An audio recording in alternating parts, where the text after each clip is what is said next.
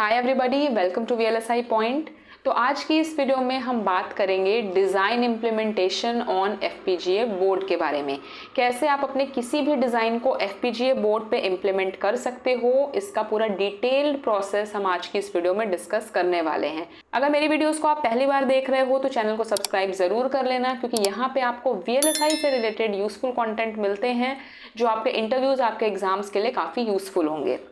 सबसे पहले हम देखते हैं क्या क्या कवर होगा इस वीडियो में। इसमें हम देखेंगे अपने सिमुलेशन प्रोसेस के बारे में कि Xilinx सॉफ्टवेयर यूज़ करके कैसे आप अपने डिज़ाइन का सिमुलेशन परफॉर्म करोगे, कैसे इसकी सिंथेसिस करोगे, then area and power analysis को कैसे ऑब्जर्व करते हैं, पिन प्लानिंग कैसे करते हैं, डॉट बिट फाइल का जनरेशन कैसे किया जाता है, एंड फाइनली FPGA बोर्ड पे प्रोग्राम डंप करके कैसे आप इसे इम्प्लीमेंट करोगे।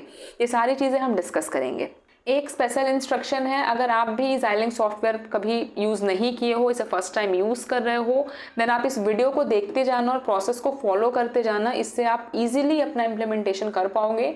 अगर वीडियो एक बार में नहीं समझ में आएगी तो आप इसे 2-3 बार देख लेना, उसके बाद ये पूरा प्रोसेस आपको काफ़ी जल्दी क्लियर हो जाएगा। तो सबसे पहले हम देखते हैं टूल कौन सा होने वाला है। तो यहाँ पे जो मैंने टूल आपको एक्सप्लेन किया है वो है Xilinx ISC design suit 14.7 software, और FPGA बोर्ड जो हम यूज़ कर रहे हैं वो है Nexus RTX 7। आप कोई भी बोर्ड यहाँ पे यूज़ कर सकते हो। अब आप कोई भी कोड जो आप लिए हो, कोई भी डिज़ाइन जो आप इम्प्लीमेंट करना चाहते हो, इसका वेरिलॉग कोड या फिर VHDL कोड आपको लिखना होगा। कोड के बाद आपको इसका टेस्ट बेंच लिखना होगा। अब इसके बाद सबसे पहले हम इसका सिंटैक्स चेक करेंगे एंड देन हम इसका सिमुलेशन परफॉर्म करेंगे। तो यहाँ पे ग्रीन टिक लगने का मतलब ये होता है कि सिंटैक्स जो है कोड का वो सही है, कोड में कोई एरर नहीं है। देन आपको जो नेक्स्ट ऑप्शन यहाँ पे दिख रहा है सिमुलेट बिहेवियरल मॉडल, इस पे आप क्लिक करोगे। राइट क्लिक करने पे आपको रन का ऑप्शन मिलेगा, देन आप इसे रन करोगे।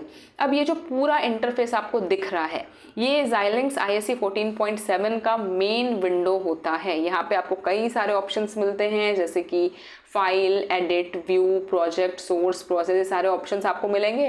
देन ये जो आपको लेफ्ट साइड में ये जो पूरा कॉलम दिख रहा है, यहाँ पे आपकी मल्टीपल फाइल्स जो है वो स्टोर होती जाती हैं, और मैं आपको पूरा 1 बाय 1 स्टेप बताऊंगी कि कब किस फाइल को आपको प्रोसेस करना है, कौन सा ऑप्शन सिलेक्ट करना है। इससे बिना किसी हर्डल के बहुत ही स्मूथली आप अपना सिमुलेशन सिंथेसिस परफॉर्म कर लोगे। तो सबसे पहले हमने क्या किया, हमने इसके मेन विंडो पे जाकर अपना कोड लिख दिया, कोड का हमने सिंटैक्स चेक किया और उसके बाद हमने इसका सिमुलेशन परफॉर्म कर लिया। सिमुलेशन जब सक्सेसफुली परफॉर्म हो जाता है देन ये वेवफॉर्म जो है वो जनरेट हो जाती है। अगर आपने टेस्ट बेंच सही से नहीं लिखा होगा तो वेवफॉर्म में प्रॉब्लम आएगी, अदरवाइज वेवफॉर्म जो है वो बिल्कुल सही जनरेट हो जाएगा। अब क्योंकि हमने अपना सिमुलेशन कंप्लीट कर लिया है, अब हमें स्टार्ट करना है इम्प्लीमेंटेशन। तो यहाँ पे सिमुलेशन वाले सर्कल पे जो क्लिक किया हुआ है इसको हटा करके आप इम्प्लीमेंटेशन वाले सर्कल पे क्लिक करोगे, यानी कि यहाँ पे हम अपने प्रोसेस को चेंज कर रहे हैं फ्रॉम सिमुलेशन टू इम्प्लीमेंटेशन। तो यहाँ पे जो आपकी मेन फाइल थी, जो डिज़ायर्ड फाइल है, उस पर आपको राइट क्लिक करना होगा। राइट क्लिक करने पे आपको ऑप्शन दिखेगा सेट एज टॉप मॉड्यूल का। इस पर आप जैसे ही क्लिक करोगे आपकी सिलेक्टेड फाइल जो है वो टॉप मॉड्यूल बन जाएगी। टॉप मॉड्यूल बनने के बाद इस तरह से कुछ 3 स्क्वायर्स जो हैं वो सिंबल आपको दिखने लगेगा। दैट मीन्स कि ये जो सिलेक्टेड फाइल है ये आपका टॉप मॉड्यूल है, और इस टॉप मॉड्यूल के अकॉर्डिंग ही आपका जो डिज़ाइन है वो इम्प्लीमेंट होगा। तो अब टॉप मॉड्यूल सेट करने के बाद नेक्स्ट जो हमें करना है वो है सिंथेसिस ऑपरेशन, क्योंकि सिमुलेशन हमने सक्सेसफुली परफॉर्म कर लिया है। अब सिंथेसिस ऑपरेशन हमें परफॉर्म करना है। सिंथेसिस के लिए ये जो ऑप्शन आपको दिख रहा है यहाँ पे सिंथेसाइज XST, इसके ऊपर आपको राइट क्लिक करना है। देन आपको रन का ऑप्शन दिखेगा, इसके ऊपर क्लिक करना है। इससे हमारा जो सिंथेसिस प्रोसेस है वो स्टार्ट हो जाएगा। अब प्रोसेस कंप्लीट होने के बाद आपको कुछ इस तरह का राइट क्लिक जो है ग्रीन कलर का ये दिखेगा। इसका मतलब है कि जो सिंथेसिस है ये सक्सेसफुली कंप्लीट हो गया है। अब इसके बाद हमें जो आउटपुट मिलता है वो है RTL view and technology view. तो RTL का मतलब होता है रजिस्टर ट्रांसफ़र लेवल, और RTL व्यू जो होता है, जो जनरेट होता है, ये basically designing and verification process के लिए होता है। वहीं जो टेक्नोलॉजी व्यू है वो शो करता है हमारे डिज़ायर्ड सर्किट का जो फैब्रिकेशन होता है चिप के ऊपर वो कैसे हो रहा है। ये चीज़ें हम देखते हैं अपनी टेक्नोलॉजी व्यू में। तो इस तरह से कुछ हमको ये दोनों व्यूज़ दिखते हैं, technology view and RTL view. अब ये मिलने के बाद हमें पिन प्लानिंग करनी होती है। पिन प्लानिंग करने के लिए यहाँ पे आपको यूजर कंस्ट्रेंट वाला जो ऑप्शन दिख रहा है, आप मेरे कर्सर को देख सकते हैं, ये यूजर कंस्ट्रेंट का ऑप्शन दिख रहा है। यहाँ पे आप जब 3rd नंबर पे आएंगे तो आपको दिखेगा IO pin planning, plan ahead, post synthesis. Post synthesis जब आप इस पे क्लिक करोगे, राइट क्लिक करने पे आपको रन का ऑप्शन दिखेगा, यहाँ पे आप क्लिक करोगे तो जैसे ही ये रन हमारा कंप्लीट हो जाता है, Xilinx प्लान अहेड 14.7 ये वाला विंडो जो है वो ओपन होता है। अब ये पूरा प्रोसेस होने में थोड़ा टाइम लगता है, 2-3 मिनट का समय लगेगा, तो ये आपको वेट करना है।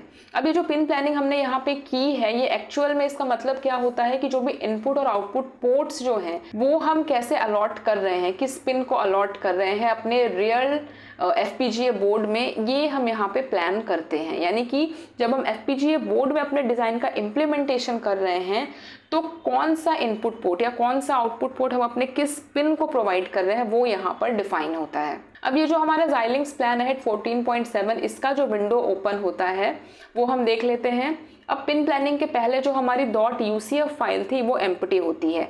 .ucf में UCF का मतलब क्या होता है, यूज़र कंस्ट्रेंट फाइल। बट जैसे ही आप अपने पिन प्लानिंग परफॉर्म कर लेते हो, यानी कि पोस्ट सिंथेसिस परफॉर्म करने के बाद ये जो .ucf फाइल है ये जनरेट हो जाती है। और Xilinx प्लान अहेड 14.7 का जो विंडो है ये कुछ ऐसा दिखता है।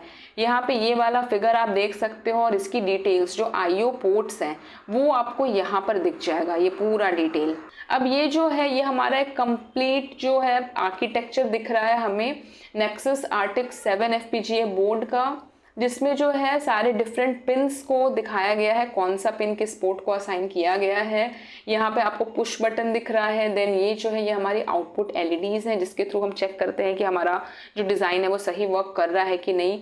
और यहाँ पे जो है हमारे इनपुट स्विचेस हैं। अब ये जो डिटेल आपको दिख रहा है IO पोर्ट्स का कि जो आपने आउटपुट लिया है वो सारे आउटपुट जो है वो किस पिन में दिए गए हैं। देन जो आपका क्लॉक है, रीसेट जो आप एज अ इनपुट दे रहे हो, ये कौन से पोर्ट को दिया गया है। तो ये सारी चीज़ें हमको यहाँ पे डिटेल में मिल जाती हैं। अब ये सारे पिन्स को हमें कंट्रोल ऑल करके सेव करना होता है। अब ये जो H17, K15 और J13 ये जो आपको दिख रहे हैं ये आउटपुट LEDs को इम्प्लीमेंट कर रहे हैं।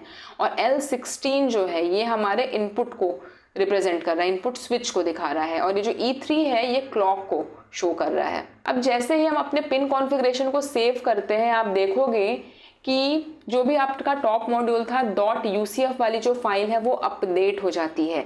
यानी कि यहाँ पे आप देख सकते हो ये अपडेटेड .ucf फाइल है जिसमें सारे के सारे इनपुट आउटपुट पोर्ट्स जो है वो डिफाइंड है। अब हम देखते हैं इम्प्लीमेंटेशन कैसे करना है। हमने .ucf फाइल जो है वो तो जनरेट कर ली। अब इम्प्लीमेंटेशन करने के लिए हमें .bit फाइल को जनरेट करना होता है। वो हम कैसे करते हैं, लेफ्ट साइड में आपको एक इम्प्लीमेंट डिज़ाइन का ऑप्शन दिखेगा जिसके ऊपर आपको राइट क्लिक करके रन के ऊपर क्लिक करना है। अब जैसे ये प्रोसेस ओवर हो जाएगा आपको ग्रीन टिक दिख जाएगा किसके ऊपर, ये जो ट्रांसलेट मैप एंड प्लेस ये जो ऑप्शन आपको दिख रहा है इसके ऊपर ये अभी पहले यहाँ पे क्वेश्चन मार्क है, बट रन परफॉर्म करने के बाद यहाँ पे राइट क्लिक आपको दिखने लगेगा। ये जो ग्रीन कलर से आप देख सकते हो। अब यहाँ पे जो बिट फाइल है वो कई सारी अदर फाइल्स के साथ सिस्टम ड्राइव पे स्टोर हो जाती हैं। यहाँ पे .bit, .ucf, .ngd, .ncd, .ngc और इस तरह की कई सारी अदर फाइल्स भी जो हैं वो हमारे सिस्टम ड्राइव पे स्टोर हो जाती हैं। जो भी ड्राइव आप सिलेक्ट करोगे वहाँ पे ये स्टोर हो जाएंगी। अब फाइनली क्योंकि हमारी .bit फाइल जो है वो जनरेट हो चुकी है तो अब टाइम आ चुका है इसे FPGA बोर्ड पे इम्प्लीमेंट करने का। तो यहाँ पे हम pro FPGA interconnect cable use करते हैं और इस केबल के थ्रू हम FPGA बोर्ड को अपने सिस्टम से, अपने कंप्यूटर से कनेक्ट कर देते हैं। आफ्टर दैट जो हमारी .bit फाइल है इसे हम अपलोड कर देते हैं FPGA बोर्ड पे और इसके आउटपुट को चेक करते हैं LEDs के थ्रू कि जो भी हमने डिज़ाइन किया है वो प्रॉपरली वर्क कर रहा है कि नहीं, हमें सही आउटपुट मिल रहा है कि नहीं। तो क्योंकि हमने 3 बिट का अप काउंटर डिज़ाइन किया था, आपने देखा होगा जो कोड मैंने लिखा था वो कोड था 3 बिट अप काउंटर का, और यहाँ पे जो हमें आउटपुट मिल रहा है ये एग्जैक्टली 3 बिट अप काउंटर का ही मिल रहा है। जो इसकी काउंटिंग है वो 0 से शुरू होकर 7 तक जा रही है एंड देन अगेन ये 0 से होकर 7 तक जा रही है। तो इस तरह से हमारा जो 3 बिट अप काउंटर है ये वर्क कर रहा है, जिसे हमने अपने FPGA बोर्ड पे इम्प्लीमेंट करके चेक कर लिया कि वर्किंग प्रॉपरली है कि नहीं है। इसी तरह से आप किसी भी डिज़ाइन अपने किसी भी कोड को FPGA बोर्ड पे चेक कर सकते हो। प्रोसेस मैंने आपको पूरा बता दिया है। सॉफ्टवेयर जो हमने यहाँ पर यूज़ किया था वो था Xilinx ISE 14.7। Step by step आप वीडियो को देखते जाना और अपने प्रोसेस को परफॉर्म करते जाना। फिर भी अगर कोई डाउट आता है तो आप अपने कमेंट सेक्शन में पूछ सकते हो। एरिया एंड पावर एनालिसिस की भी थोड़ी सी बात कर लेते हैं। जब भी प्रोजेक्ट्स की बात आती है, अगर आप कोई बीटेक स्टूडेंट हो, एमटेक स्टूडेंट हो, अगर आप फाइनल ईयर प्रोजेक्ट कर रहे हो तो वहाँ पे हमको एरिया एंड पावर एनालिसिस भी परफॉर्म करना होता है। ये आप इजीली परफॉर्म कर सकते हो एक्स पावर एनालाइजर के थ्रू। जो ऑप्शन आपको यहाँ टूल्स में दिखता है, tools and then this X power analyser, यहाँ पे प्रोसेस करके आपको एरिया एंड पावर इसका पूरा डिटेल्ड इंफॉर्मेशन मिल जाता है। एरिया को LUT, flip flop and slices के टर्म्स में रिप्रेजेंट किया जाता है, और जो पावर है इसमें static power, dynamic power and जो टोटल पावर कंजम्पशन है इसका इंफॉर्मेशन मिल जाता है। सो गाइज, यहाँ पे हमारा वीडियो होता है कंप्लीट। आई होप ये पूरा कंटेंट आपको समझ में आया होगा और आपके लिए यूजफुल होगा। अगर वीडियो अच्छी लगी है तो इसे लाइक ज़रूर करना और चैनल को सब्सक्राइब करना। टेलीग्राम ग्रुप अगर अभी तक ज्वाइन नहीं किए हो तो इसे ज्वाइन कर लो। मिलते हैं अगली वीडियो में। Goodbye, take care and thanks for watching.